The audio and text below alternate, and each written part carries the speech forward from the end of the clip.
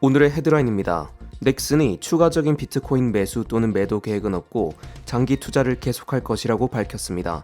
필리핀에서 송금 서비스 업체 트랭글로가 리플넷 ODL 솔루션을 이용한 송금 서비스 제공을 시작한다고 발표했습니다. 리플 CEO 브래드 갈링하우스가 미국 증권거래위원회 SEC 덕분에 이더리움이 XRP를 제칠 수 있었다고 공개적으로 SEC를 비판하였습니다. 비트코인 장기 보유자들의 차익 실현 움직임이 포착됐습니다. 크립토컨트 주경 대표는 비트코인 고래들이 다른 거래소에서 파생상품 거래소로 이동 중이며 가격 상승을 기대한다고 전했습니다. 러시아 정부가 천연가스로 비트코인 채굴을 고려 중에 있습니다. 테슬라 CEO 일론 머스크가 도지코인으로 전 세계 첫 조만장자를 넘본다고 말했습니다. 현재 비트코인 도미넌스는 어제보다 0.69%포인트 떨어진 45.35%입니다. 공포 탐욕 지수는 어제 극단적인 탐욕 수준인 84점에서 탐욕 수준인 75점으로 내려왔습니다. 김치 프리미엄은 4.2%입니다. 구독자분들과 시청해주시는 분들께 감사 인사를 드립니다. 구독과 좋아요, 알림 설정 해주시면 유용한 암호화폐 정보를 받아보실 수 있습니다.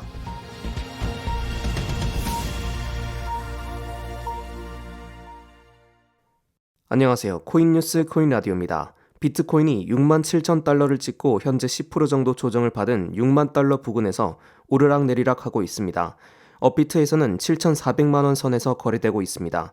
최근 20일간 급격하게 상승한 것과 통상적인 비트코인 상승장에서 30% 정도의 조정을 여러 번 보여준 것을 생각하면 이 정도 조정은 이상해 보이진 않습니다.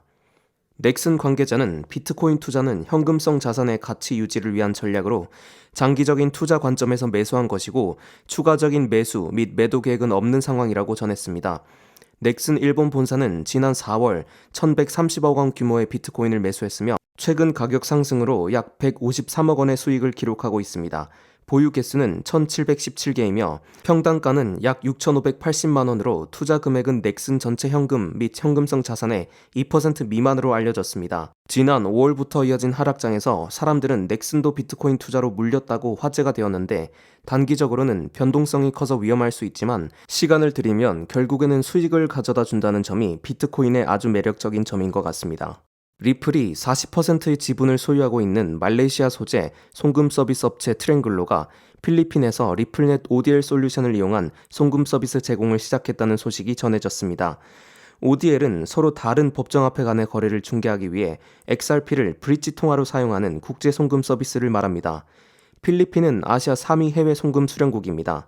해외에서 일하는 필리핀 노동자들이 본국에 보내는 자본이 현지 경제의 일부를 지탱하고 있다고 합니다. 따라서 필리핀 내 저비용 국제 송금 솔루션에 대한 수요는 높은 편입니다. ODL은 XRP를 활용해 즉각적이고 저렴한 국제 송금을 지원할 것으로 알려졌습니다. 이 따른 리플의 ODL 계약은 투자자들에게 반가운 부분으로 볼 수 있을 것 같습니다. 말과 비전만 제시하는 블록체인 프로젝트들이 되게 많은 가운데 리플이 전 세계적으로 실제 활용 케이스들을 넓혀 나가고 있는 모습은 XRP 투자자가 아니더라도 전통적인 금융시장의 혁신을 불어넣어준 사례로 바라볼 가치가 있는 것 같습니다. 리플과 SEC의 소송이 또다시 연장되면서 리플의 CEO 브래드 갈링하우스가 SEC에게 공개적으로 비판하였습니다. SEC 덕분에 이더리움이 XRP를 제칠 수 있었다. 이렇게 밝히면서 시장의 주목을 끌고 있습니다. 갈링하우스는 지난 몇 년간 XRP는 암호화폐 2위를 유지했다. SEC가 이더리움에게 홀패스를 줬다는 사실이 알려지면서 이더리움은 폭발적으로 성장했다. 이렇게 목소리를 높였습니다. 이어서 규제기관이 아닌 시장의 힘이 승자와 패자를 결정해야 한다고 강조했습니다. 갈링하우스의 이 같은 발언은 표면적으로는 XRP의 발목을 잡힌 현실을 이더리움과 비교하여 강조하는 것으로 볼 수 있겠지만 그 이면에는 SEC가 암호화폐 산업 규제 필요성을 언급하면서 구체적인 기준을 제시하지 못하는 상황을 비판하는 것으로도 볼 수 있겠습니다. SEC가 주장하는 바인 XRP는 증권이고 이더리움은 비증권인 근거는 언제쯤 받아볼 수 있을지 궁금증만 커지고 있는 것 같습니다. 비트코인 장기 보유자들의 차익 실현 움직임이 시작되고 있습니다. 155일 이상 비트코인을 보유한 장기 보유자들은 비트코인 시장 내에서 스트롱 핸드 혹은 비트코인 스마트 머니로 간주됩니다. 이들은 보통 저점 매수와 고점 매도를 아주 잘하는 집단입니다. 차트는 장기 투자자들의 비트코인 순 포지션 변화를 나타낸 차트입니다. 빨간 부분은 장기 보유자들이 물량을 매도한 것이고 초록색 부분은 물량을 매수한 것으로 보시면 되겠습니다. 작년 말부터 이어진 상승장 초입에서는 비트코인 가격이 오르면서 장기 보유자들이 비트코인을 매도한 것이 빨간 부분을 통해 확인되고 있습니다. 지난 4월에 고점을 찍고 하락하면서 장기 보유자들은 물량을 모아가는 것을 초록색 부분을 통해서 확인하실 수 있습니다. 가장 최근 부분을 보시면 초록색 부분의 높이가 줄어들고 있는 것을 보실 수 있는데 장기 보유자들의 매수량이 점차 줄어드는 것을 보여주고 있습니다.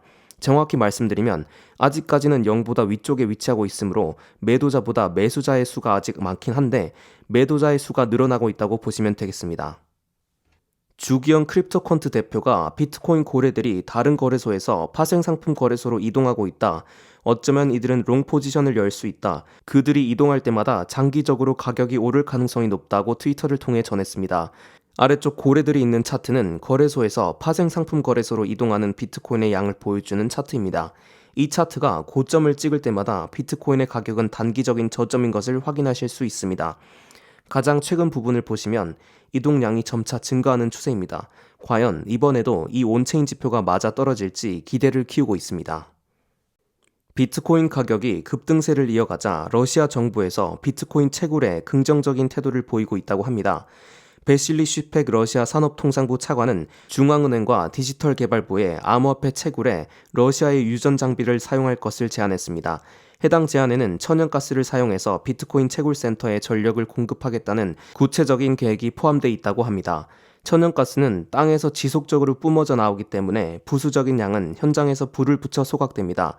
이렇게 불가피하게 버려지는 천연가스를 활용한 비트코인 채굴은 에너지 낭비를 해결하는 아주 좋은 방법인 것 같다는 생각이 듭니다. 더불어 러시아 정부 차원에서 비트코인에 관심을 보인 것은 암호화폐 시장에 큰 활기가 될 수 있다는 점에서 반가운 부분으로 볼 수 있겠습니다. 일론 머스크 테슬라 CEO가 트위터에 자신이 도지코인으로 전 세계 첫 조만장자 반열에 올라갈 것이라고 말했습니다. Urban Facts라는 트위터 계정이 일론 머스크는 스페이스X로 인해 전 세계 첫 조만장자가 될 것이라고 말한 내용을 일론 머스크가 공유하며 도지코인에서라고 덧붙였습니다. 이 트윗을 남긴 뒤 가격을 확인해보니 이제 일론 머스크의 입방정은 시장에서 통하지 않는 것 같습니다. 거의 가격 변동이 없습니다. 예전에는 일론 머스크의 한마디에 도지코인과 비트코인이 급등하는 모습을 보여줬는데요. 이것도 한두 번인 것 같습니다.